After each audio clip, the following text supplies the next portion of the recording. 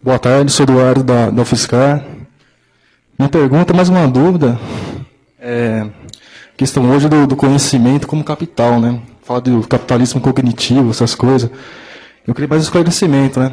O conhecimento hoje se torna também um meio de produção privado, como alguns estão falando, e nesse caso, assim, os graduandos, pós-graduandos que hoje buscam, na verdade, em vez de nas faculdades, mais uma inserção no mercado de trabalho, né, do que a formação, uma formação crítica, desenvolvimento da área, enfim, social e tal. E quais os resultados disso? Assim, né? A professora professora Maria falou muito da questão dos estudantes não serem muito críticos, não serem muito conscientes acerca da questão de classe, tal, da luta de classe. E isso não seria, materialmente falando, uma questão de que o conhecimento hoje, de certa forma, é também um meio de produção, e aquele que quem tem acesso a ele acaba tendo uma posição mais elevada na divisão social do trabalho e tal, e se acha fora, talvez, da questão meio proletária, assim, né? Então, se torna proprietário, classe B, assim, ou seria uma pessoa, um proletariado uma classe mais acima, assim. A questão do conhecimento como capital, né? Não sei se foi bem claro. Deixem ela aqui na frente, porque tem bastante gente procurando e não está encontrando, por favor. Depois da sua brincadeira, eu me senti à vontade em falar. Até porque eu não sei se o pessoal vai ter interesse no questionamento, até porque os professores não demonstraram interesse. Uma brincadeira também. A questão, pessoal, para ser mais sincero, é que quando você entende que a contradição mais fundamental do capitalismo não é uma contradição entre capital e trabalho, eu estou dizendo que isso que o capital, aliás, o que o próprio Marx disse, no texto dos Grundrisse citados pelo professor, inclusive diz também que o sujeito da modernidade não é o sujeito burguês, é uma dominação sem sujeito. E também diz que a contradição entre trabalho na medida em que descarta o trabalho e ainda faz do trabalho a base mensurável, fundamental da socialização capitalista. Quando Marx diz isto, está pressuposto que hoje, na crise estrutural, o socialismo não é revolução. Eu não sou anarquista, eu não sou nada, eu só estou dizendo que o socialismo não é solução. E nem anarquismo. E nem todas as teorias formuladas ainda até aqui, porque elas estão circunscritas no paradigma da valorização do valor. O que é que eu quero dizer isso? Justamente entre a contradição entre trabalho e capital. Quando você entende que a contradição entre trabalho e capital é a mais fundamental, o interesse é você se inserir nessa sociedade, portanto dividir todo mundo. Mas não é dividir a riqueza a questão. A questão é que a própria riqueza ela é alienante. Alienante não no sentido de que aliena o trabalho. Ela é alienante porque ela é uma unidade, trabalho, mercadoria e dinheiro. E a crítica maior a Marx não é que que o capitalismo faz uma classe ficar no poder e a outra subalterna. A grande contradição do capitalismo, aliás, a grande alienação do capitalismo, é o fato de que o ser humano recorre a uma mediação e essa mediação se sobrepõe ao ser humano como sujeito. Como pode seres que pensam se sujeitarem a uma abstração que é real, que se materializa todo dia, e as nossas manifestações são a prova concreta disso, se sujeitarem a isso e acharem que isso é natural, e que é uma questão de dividir, portanto, a riqueza? Para encerrar a intervenção, a frase de Marx diz tudo. Os seres humanos fazem, mas não sabem. Eles não sabem, mas fazem. É isso que somos. E quando entendemos que o capitalismo é uma questão de redistribuir a riqueza, e que a crise estrutural não é a crise da própria mercadoria, que é inevitável, porque o concreto se dissolve no abstrato, e o abstrato se dissolve no concreto, então a gente está dizendo, a gente continua não sabendo, mas continua fazendo. Vamos fazer a revolução. Pessoal, a revolução tem que ser a revolução contra o trabalho, mercadoria e dinheiro. A superação da história, como Marx disse, da história do fetichismo. A história, a anti-história humana, como ele próprio diz. A pré-história humana. Levantar um alerta. Só um alerta. Eu sou do Crítica Radical, um grupo de Fortaleza que está fazendo um encontro em Fortaleza, chamado Fórum. É o Fórum Transnacional Antifetichista. Demos o nome de Fórum Transnacional pela Emancipação Humana. E lá vamos reunir com pessoas do Grupo Exit, Crise, com outros pensadores. Mesários está convidado. Sinta-se convidado, depois alguém traduz para ele. Por favor, mas não traduz errado, não. Apesar da intervenção. Por favor, professores, estão convidados e todos. Pronto. Até mais. Tchau. Mais alguma questão? Só peço que não se delonguem demais na intervenção. Vou pegar mais ou menos o que ele deixou. É o seguinte, nós temos uma leitura diferente da crise. Por isso que a greve aqui foi derrotada. Se a greve tivesse um ataque ao sistema produtor de mercadoria, ela teria ressonância nas pessoas humanas que fazem a universidade e os que não fazem a universidade. A mesma crise da USP é a de Pequim. A de Pequim é a mesma de Washington. Todas as crises são a mesma no mundo todo, porque o capitalismo é globalizado. A crise é uma crise da barreira histórica do sistema. O sistema não tem mais como expandir. Não é de 29, não. Essa é uma crise estrutural. E isso é a dominação sem sujeito. É a negatividade e a positividade. Se nós não contrapor isso, o sistema vai destruir nós e a natureza. Não tem saída pela política. A política é um cadáver morto que nós estamos querendo ressuscitá-lo. Ele está em crise. A crise é uma crise de civilização. A crise está na universidade. A crise está no marxismo. Se os marxistas não tiverem uma abertura para se abrir para o debate com outras pessoas que pensam diferente, que possam contribuir, nós, seres humanos, vamos ficar que nem o Titanic. O Titanic está afundando e nós queremos mais música. Entendeu, gente? Então, isso é que está colocado. Então, acho que a gente tem que ter tranquilidade. Né? Eu acho que a questão não é de homens e mulheres. Acho que a questão é de seres humanos. Por isso tem essa questão da dissociação sexual. E acho que no momento, é um dos momentos delicados para a humanidade. Porque essa crise estrutural do capitalismo, ela não vai se resolver pelo sistema político, não, por eleições, não. E dizer que o Chaves, que a Bolívia e outros, que está ali um movimento revolucionário, ora, gente, temos leituras diferentes. Ali são pessoas que estão administrando a crise do sistema capitalista, é tirar outro, botar outro. Eles não detectam a crítica radical do valor que Marx deixou nos rascunhos lá para trás. É interessante que os dois Marx estão vindo. E o que o jovem de 18 anos falou, que veio de Fortaleza aqui, falou aqui, não é por ter uma idade menor ou ter uma idade maior, não. Não é questão de ser mais pobre ou mais rico, não. A questão não é uma questão ideológica, é uma questão teórica que nós temos que debater. Então, se nós não aprofundarmos esse debate, nós vamos ficar mofando o debate e artificializando. E não vamos encontrar saída.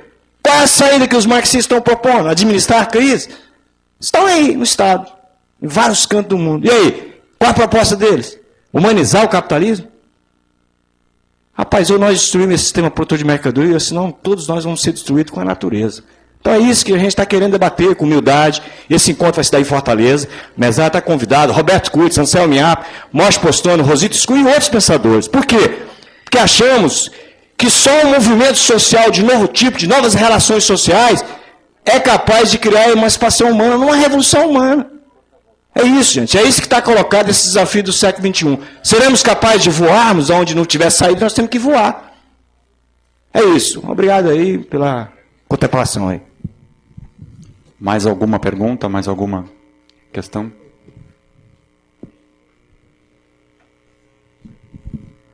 Professores, o professor Emir e a senhora colocaram o âmbito político como fundamental nessa luta, né? Nessa batalha social, nessa luta de classes.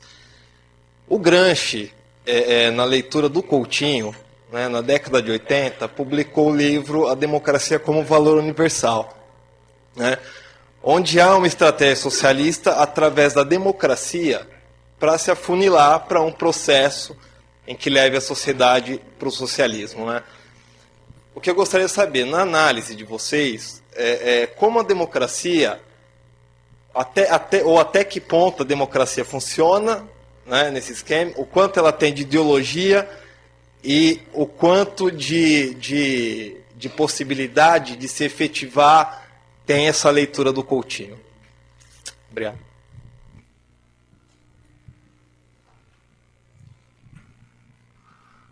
Bom, Foram colocadas aqui, a meu ver, uma série de questões bastante pertinentes, atuais, mas em larga medida irrespondíveis num espaço curto como é um debate como esse. Então eu queria apenas dizer que procurei, na minha fala, e acho que esse é um bom caminho, mostrar como o marxismo, ao longo de sua história, se desenvolveu em duas vertentes, uma mais petrificada e uma mais aberta e renovadora. E o que talvez as distinga é o fato de que essa perspectiva que chamei de mais aberta e renovadora, ela parte do princípio de que não se tem as respostas prontas e dadas de antemão. Então, nesse sentido, o marxismo é uma teoria em uma situação de perpétua renovação. Quer dizer, ela se vincula à obra de Marx como uma fonte de inspiração, mas se situa em relação a ela como uma necessidade imperiosa de atualização da obra de Marx em função das demandas do presente. Creio que a obra do Mésaros é um exemplo nessa direção. Então, acho que podemos pensar que todas essas questões que foram colocadas demandam, e não vou dar resposta específica a nenhuma delas, demandam uma certa atualização que, de certa forma, vocês têm toda a razão de cobrar, que é uma espécie de necessidade imperiosa do próprio marxismo. Quer dizer, é preciso entender melhor hoje qual é o papel do conhecimento enquanto força produtiva. Quer dizer, antes, na época do Marx, como Marx descreve lá nos capítulos 10 a 13 do livro 1 do Capital, a ciência era pensada como um saber público que permitia as modificações dos meios de produção, que o Marx denomina lá de produção da mais-valia relativa, por uma incorporação de um saber que era comum e existente a todos. Nós sabemos que hoje essa situação já não é mais a mesma, que esse saber ele já não passa mais por essa mediação, ele já é incorporado diretamente no aparato produtivo.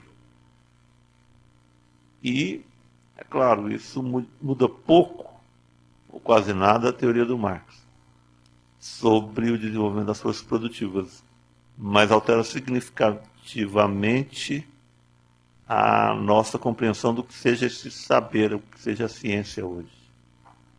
E isso não deixa de afetar a própria questão da universidade, na medida em que o seu papel, a sua função se modificou, em que a penetração da lógica econômica do capital passa a determinar em todas as suas instâncias o processo de ensino e, sobretudo, o processo de pesquisa.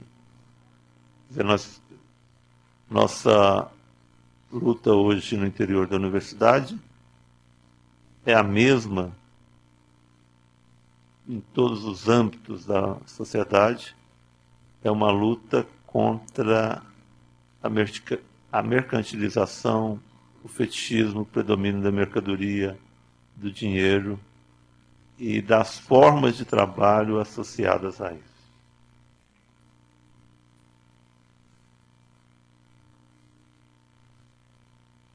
Sobre a situação política do mundo hoje, o que nós sabemos é que os próprios capitalistas reconhecem que o capitalismo está em crise.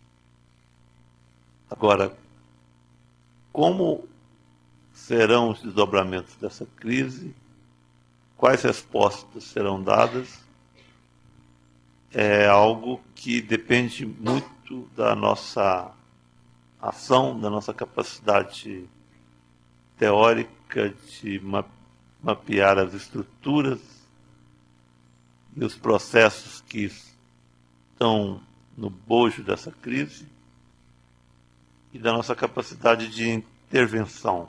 Nesse sentido, a polêmica que aqui se fez em torno do caráter revolucionário dos países latino-americanos adquire uma certa importância, posto que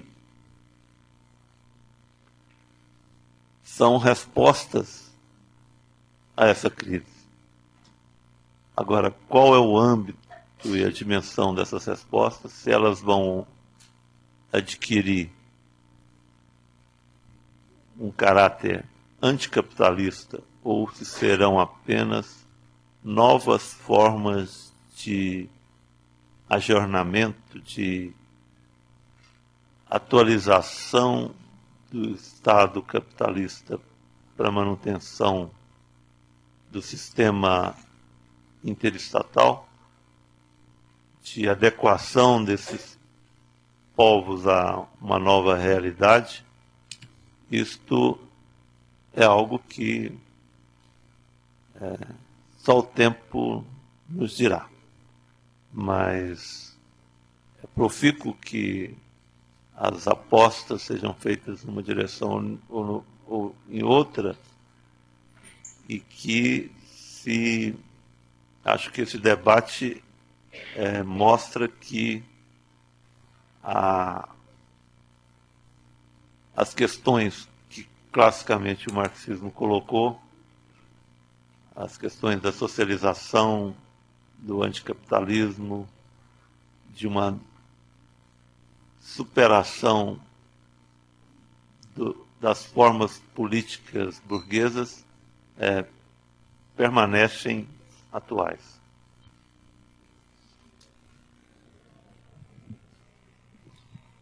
Bom, vou retomar um pouquinho essa discussão a respeito de conhecimento. Olha, eu também não vou me pronunciar, não é o caso de responder nada a respeito de duas falas aqui. Me parece que são falas que colocam questões também extremamente importantes, mas não foram questões para a mesa, né? Enfim, não vou me pronunciar a respeito disso. Em relação à questão do conhecimento, é uma questão muito complicada essa, né? Eu acho que o Ricardo, de uma certa forma, mencionou isso. Eu acho que o conhecimento ele está profundamente dominado pela lógica do capital. Então, a única alternativa para isso, né? Quer dizer, esse tipo de conhecimento ele não é mais ciência. Acho que isso foi mencionado, acho que ontem à noite, né? Na mesa da noite. Quer dizer, o conhecimento que se produz hoje, né, esse conhecimento para o capital, não é, não é uma ciência, né, no sentido humano, crítico da palavra, no sentido pleno da palavra, como se deu, por exemplo, para o significado de ciência na época do Renascimento, por exemplo. Quando a ciência ela surge, né, como uma ciência verdadeiramente humana. Hoje a ciência ela não se dá, quer dizer, essa técnica que se produz, a gente não pode chamá-la de uma ciência verdadeiramente humana, né? Então, a única, vamos dizer, possibilidade de enfrentamento a esse tipo de conhecimento prioritário, né? Esse conhecimento, vamos dizer, totalmente dominado para as conveniências do capital, é a produção de um conhecimento crítico radical. Né? O que seria, de fato, a produção de uma ciência plenamente humana, isso nós não podemos saber. Nós vivemos numa sociedade alienada, numa sociedade reificada, numa sociedade plenamente dominada pelo capital. Então, nós não temos condições, né, de saber o que seria, neste momento, né, uma ciência ou uma educação plenamente humana. O que nós podemos é pensar numa ciência e num conhecimento, numa educação humanizadores suficientes, criticamente humanizadores e radicais, no sentido de desenvolver uma luta de transição para além do capital. Eu acho que é isso, vamos dizer, é esse tipo de conhecimento que pode, vamos dizer, ou seja, o que eu estou querendo dizer aqui, só há duas possibilidades de conhecimento. Ou um conhecimento, né, que dá, vamos dizer, possibilidades para a reprodução incessante do capital, ou um conhecimento crítico e radical que vai se impor a essa reprodução. Bom, em relação à democracia, essa é outra questão bastante cabeluda, mas eu acho que ela fica bastante clara quando a gente pensa o seguinte: as esquerdas, até algum tempo atrás, né? Quem colocou essa questão? Está aí ainda? Oi, tá. Então, até um tempo atrás, as teorias, né, de transição, elas trabalhavam muito com essa questão da democracia. Quer dizer, o desenvolvimento pleno do capitalismo, né, levaria a, vamos dizer, a construção de uma sociedade democrática, né, e isso daí, vou ser muito rápida em relação a isso, seria, vamos dizer, correspondente ao desenvolvimento da organização e da consciência da classe trabalhadora. Tá?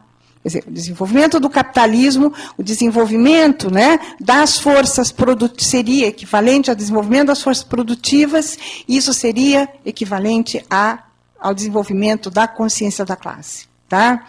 E isso daí, para o Brasil, tinha uma significação muito grande, porque o Brasil sempre foi um país, vamos dizer, de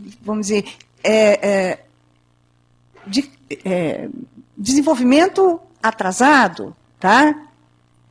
Via prussiana, certo? Extração colonial. Então, se apostava muito nesse processo de desenvolvimento, né, das forças produtivas, das relações de produção no Brasil, no sentido de promover um desenvolvimento também da consciência de classe, isso rumo ao socialismo.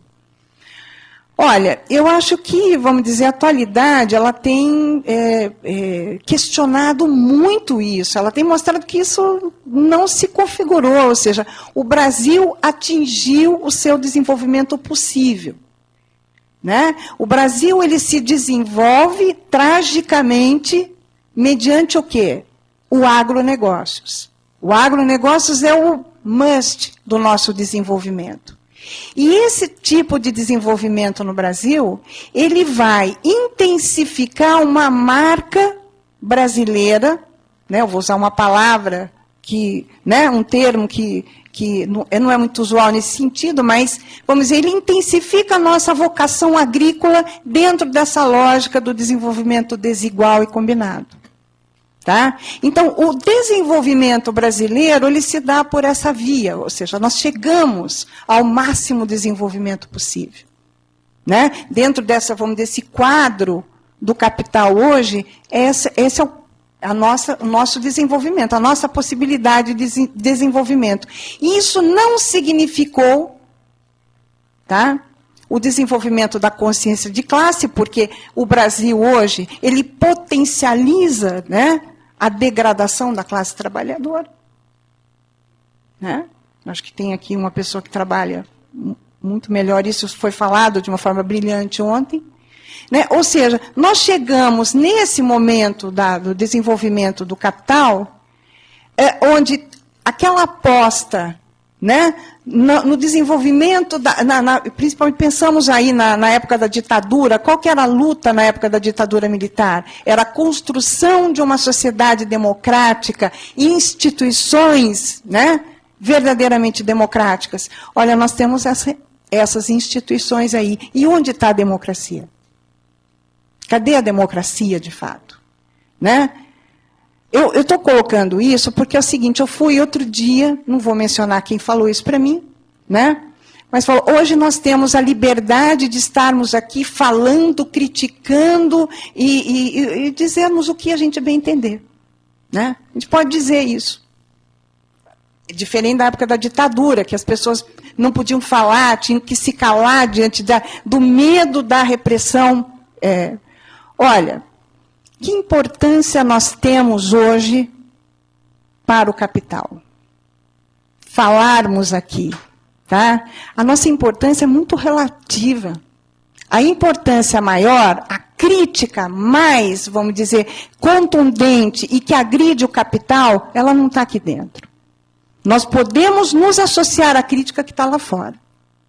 A crítica que realmente, entende, se confronta ao grande capital.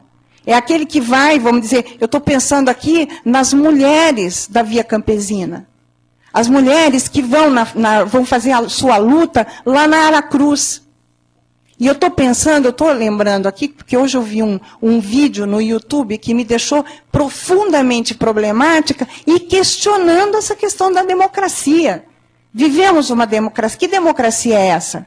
Que está a Brigada Militar lá no Rio Grande do Sul batendo e torturando nos trabalhadores acampados lá em São Gabriel. E essa democracia, nós estamos aqui, tendo toda a oportunidade de falarmos, e nós temos aqui um fórum privilegiado diante dessa, vamos dizer, desse marasmo, dessa apatia intelectual que vigora na universidade pública. Mas nós temos ainda alguma liberdade. Não sei até quando. Tá? Não sei até quando. Mas a democracia, para mim, não se mede por isso. Não é essa liberdade que nós temos de falar aqui. Tá? A democracia, se fôssemos pensar o que seria, de fato, uma democracia, se é que eu entendi aquilo que o Carlos Nelson falou, na democracia como valor universal, como você disse, ela não era questão de tolerância. Ela não precisaria haver um movimento como aquele de confronto, mas aqueles trabalhadores já estariam assentados há muito tempo, e não só assentados. Né? Eles estariam assentados e com condições para tocar aquele assentamento. Tá certo? Eu estou pensando numa democracia burguesa, fundamentalmente. Mas não é isso que está acontecendo. O que está acontecendo é que vamos dizer, o movimento dos trabalhadores sem terra, o movimento do sem-teto, o MAB, o movimento de atingidos por barragens, o movimento de trabalhadores desempregados, esses movimentos é que realmente estão colocando, questionando nas ruas o que é de fato democracia. Porque com eles não há democracia. Não é porque eu falo o que eu quero aqui que há democracia. A democracia está sendo questionada nas ruas, não aqui dentro. Por enquanto. Obrigada.